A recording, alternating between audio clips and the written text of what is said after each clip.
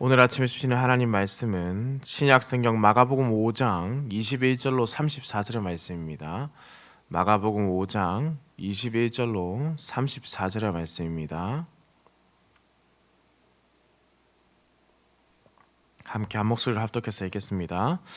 예수께서 배를 타시고 다시 맞은편으로 건너가시니 큰 무리가 그에게로 모이거늘 이에 바닷가에 계시더니 회당장 중에 하나인 야이로라 하는 이가 와서 예수를 보고 발 아래 엎드려 간곡히 구하여 이르되 내 어린 딸이 죽게 되었사오니 오셔서 그 위에 손을 얹으사 그로 구원을 받아 살게 하소서 하거늘 이에 그와 함께 가실새 큰 무리가 따라가며 애워싸 밀더라. 12해를 혈루증으로 알아온 한 여자가 있어 많은 의사에게 많은 괴로움을 받았고 가진 것도 다 허비하였으되 아무 효험도 없고 도리어 더 중하여졌던 차에 예수의 소문을 듣고 무리 가운데 끼어 뒤로 와서 그의 옷에 손을 대니 이는 내가 그의 옷에만 손을 대어도 구원을 받으리라 생각함일러라. 이에 그의 혈루 근원이 곧 마름에 병이 나은 줄을 몸에 깨달으니라.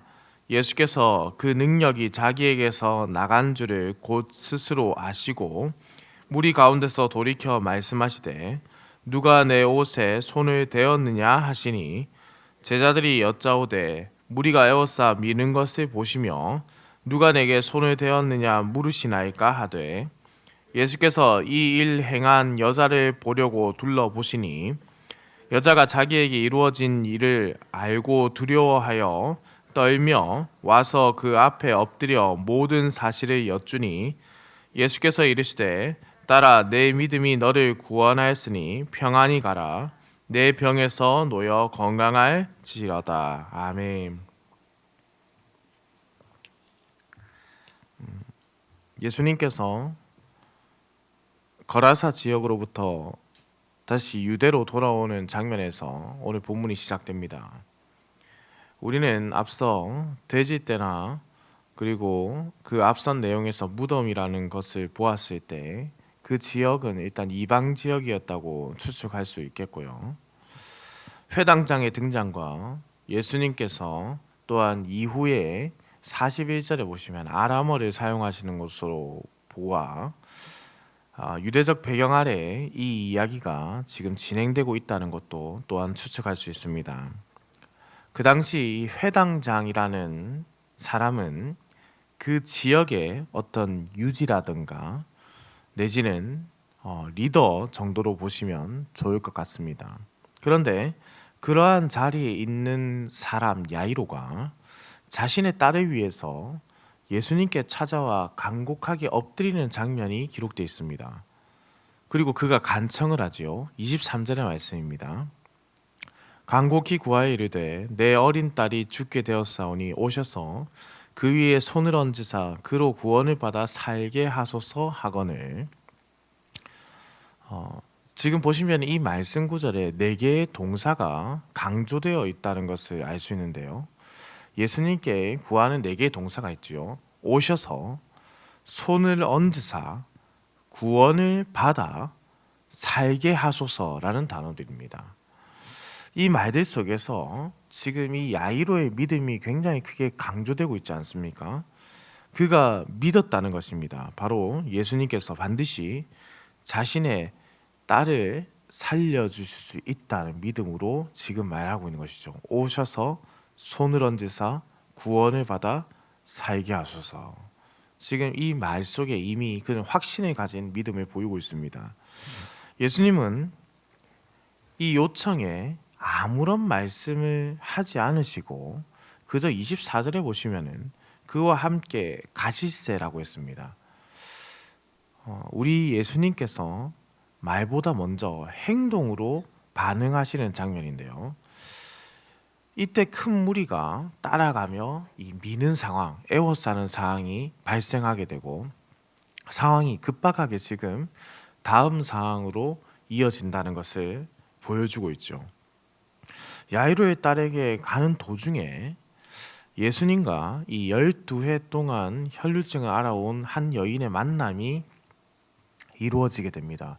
이 상황이 급박하게 변화되는 상황 가운데서 믿는다라는 것이 지금 이 상황의 핵심적인 내용으로 나타나게 된다는 것을 강조하는 것이죠. 혈류증을 앓아온 여인의 상황은 25절에서 26절의 말씀에 기록되어 있네요. 12회를 혈류증으로 앓아온 한 여자가 있어 많은 의사에게 많은 괴로움을 받았고 가진 것도 다 허비하였으되 아무 효험이 없고 도리어 더 중하여졌던 차에라고 했습니다. 자, 여기서도 보시면은 이 분사의 모습이 5가지로 구성되어 있는데요. 이 여인의 모습을 그대로 지금 강조해서 보여주고 있는 것이죠. 12해를 앓았다. 많은 의사에게 괴로움을 받았다. 가진 것을 다 허비했다. 아무 효험도 얻지 못하여졌다. 그리고 더 중하여졌다. 이 5가지 분사가 지금 보시면 극단적으로 이 여인이 극단적으로 좋지 않은 상황에 놓여 있다라는 것을 강조해서 우리에게 알려주고 있는 것이죠. 그런데 핵심은 지금 그 뒤에 있습니다. 2개의 현재적인 분사가 앞서 이 야이로의 믿음에서 나타난 4개의 동사와 비슷한 느낌을 보여준다는 것이죠. 무슨 말씀이냐면 굉장히 희망적인 어떤 구원의 메시지, 믿음이 지금 나타나 있습니다. 보시면은 예수의 소문을 듣고 무리 가운데 끼어 뒤로 와서라고 했습니다. 그 희망적 메시지 끝에 하나의 동사가 등장하는 거죠. 매우 극적인 상황.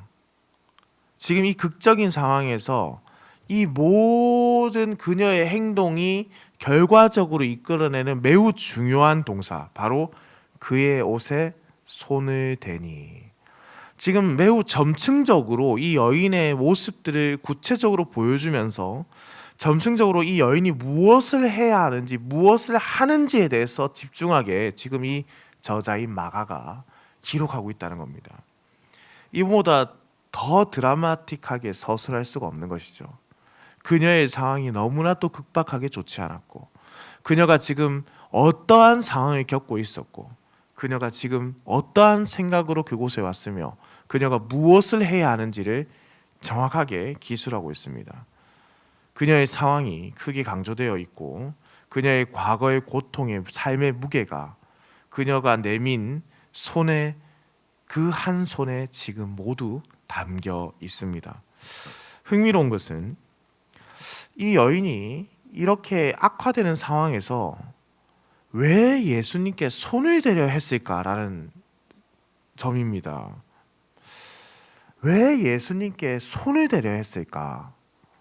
그것은 바로 예수님의 소문, 곧 예수님에 대해 들었기 때문이죠.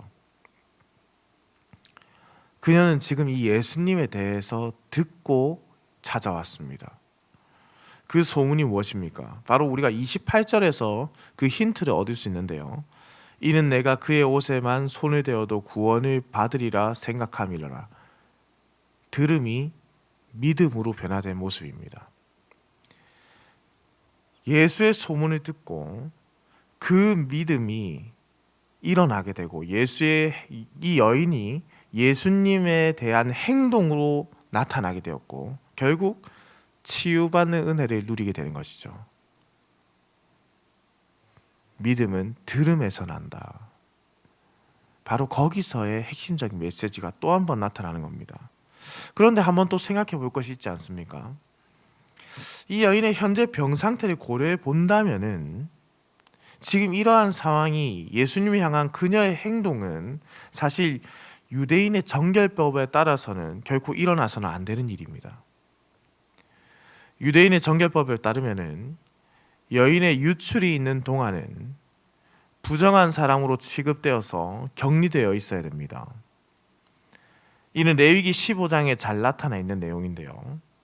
유출이 있는 동안 다른 사람에게 닿게 된다면 그 사람이 또한 부정하게 되기 때문에 이 여인은 격리되어 있어야 합니다. 이러한 상황 가운데 그녀는 예수님의 옷을 만졌다라고 했습니다. 만지다.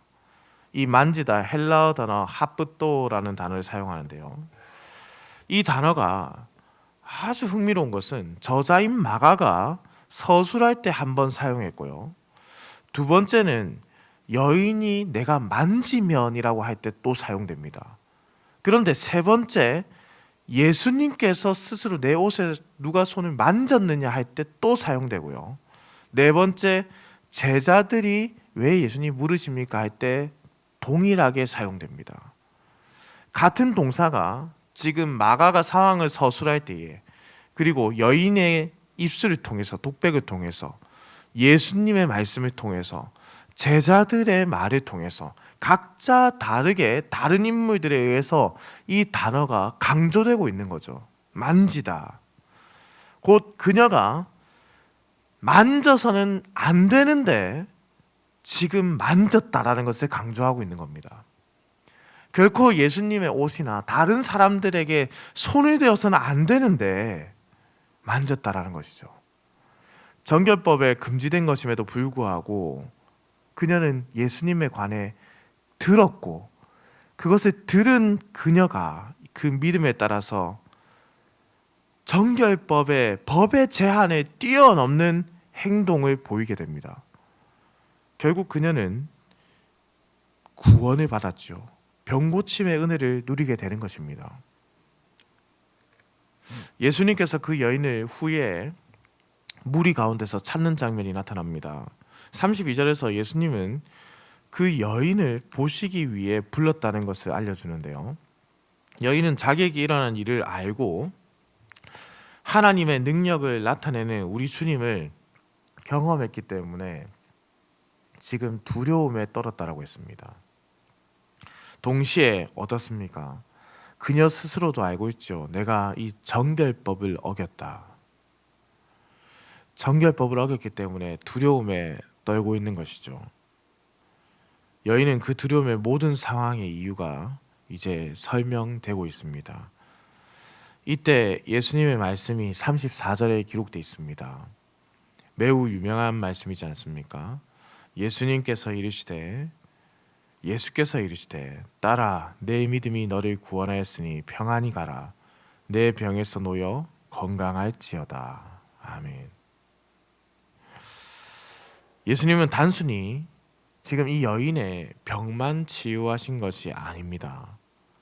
그녀를 불러 세워 다시 공동체로 보내는, 공동체로 다시 회복시키시는 전인적인 치유를 지금 보여주고 있는 것이죠. 지금 이 혈류병을 알아온 여인은 예수님의 선언으로 평안을 얻었을 뿐만 아니라 공동체와 더불어 살아갈 생명도 얻게 됩니다. 사랑하는 흥덕 향상교회 성도님들, 오늘 이 본문에서 예수님은 아픈 병자를 고치시고 치유하시는 은혜를 베풀어 주셨을 뿐만 아니라 다시 공동체로 돌려보내시는 은혜를 베푸는 장면이 기록되고 있습니다. 우리는 믿음이 들음에서 난다고 듣고 또한 우리 또한 고백하고 있음에도 불구하고 우리가 들은 바 믿음의 행위를 하지 못할 때가 참 많이 있음을 깨닫지 않습니까? 이 여인의 모습은 믿음의 행동이 얼마나 중요한지를 보여주는 장면이라고 할 수 있습니다. 그러나 무엇보다 중요한 것은 우리 주님은 정결의 법을 넘어서 참 치유자로서 한 생명을 너무나도 소중하게 생각하시는 분이라는 점입니다. 유대인의 정결례에서 고의적이든 그렇지 않든 부정하게 될 상황을 만든 이 여인은 큰 죄를 지은 것입니다. 예수님은 그녀를 그러나 죄인으로 여기지 않으셨죠. 불쌍한 양으로서, 긍휼히 여김을 받아야 할 양으로서 그녀를 바라보셨습니다. 우리 예수님은 바로 그러한 사랑의 은혜를 베풀어 주신 것이죠. 그리고 치유받은 여인을 향해서 예수님께서 무엇이라 부르고 있습니까? 바로 딸아, 딸이라고 부르고 있습니다. 이전까지 이 여인은 그저 12해 동안 혈류병을 알아온 여인이었지만은 이제는 주의 부르심에 딸이라는 부르심을 입은 여인이 되었습니다. 이 또한 그녀가 그 당시뿐만 아니라 앞으로 주어지는 모든 생명의 삶의 은혜를 얻게 됐다는 겁니다. 이제 소속이 된 것이죠. 격리되어 소속할 수 없었던 여인이 공동체에 소속되어서 하나님 나라의 가족으로서의 부름을 받은 것입니다. 사랑하는 성도님들, 우리가 우리 주님에 대해서 들었습니다. 간절히 매달려 보는 신앙이 우리에게 있었는지를 한번 돌아보아야 되겠습니다.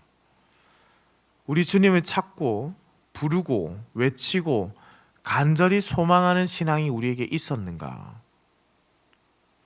우리가 그렇게 할 때 은혜를 누리게 된다는 것을 알고 있으면서도 어떻게 본다면은 예수님께 매달리지 않았다는 것은 예수님에 대해서 듣고 배웠음에도 불구하고 믿지 않았던 것은 아닌가?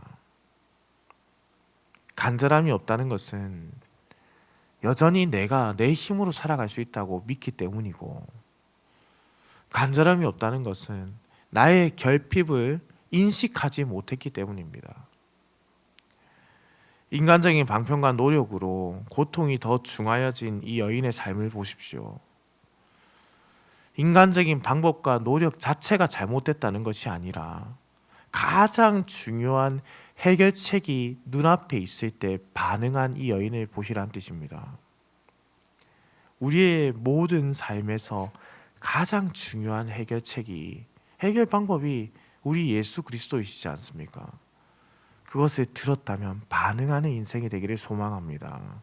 사랑하는 성도님들, 오늘도 우리 주님이 치유해 주시는 은혜를 누리는 하루가 되기를 소망합니다. 동시에 우리를 부르시고 또한 우리를 교회라는 곳으로 불러 소속시키시고 죄인이었던 우리에게 하나님 나라의 백성이 되게 하는 은혜를 주신 예수 그리스도의 은혜를 기억하면서 간절히 우리 주님께 매달리고 소망하며 바라는 인생으로 사시기를 우리 주님의 이름으로 축원합니다. 기도드립니다. 사랑과 은혜가 풍성하시며 인간의 생사 화복을 주관하시는 살아계신 우리 하나님 아버지, 지난 간밤에도 급하고 어려운 소식 없이 우리를 지켜주셨다가 이렇게 아침을 깨워 주의 전으로 불러주시니 감사와 찬송을 올려드립니다. 오늘 우리에게 주어진 하루에 감사하며 주어진 날에 하나님의 기쁨이 되는 삶을 살게 하여 주시옵소서. 하나님 아버지, 우리가 주의 복음을 들었음에도 불구하고 변화되지 아니하고 그 받은 은혜대로 간구하지도 아니하고 간절히 주의 은혜를 구하지도 아니하는 어리석음을 가지고 있었음을 고백합니다. 인생의 연약함을 아시는 주님께서 우리를 위로하여 주시고 오직 주의 은혜와 사랑 안에서 주님께 담대히 구하며 주님의 나라를 사모하며 주의 도우심을 간절히 소망하는 자들이 되게 하여 주시옵소서. 어느 누구든지 주의 이름을 부르는 자들에게 반드시 주께서 구원의 빛을 비춰주실 줄 믿습니다. 우리가 복음을 위해 주의 이름을 부를 때 역사하시고 살아계신 예수 그리스도의 능력을 이 땅에 부어 주시옵소서.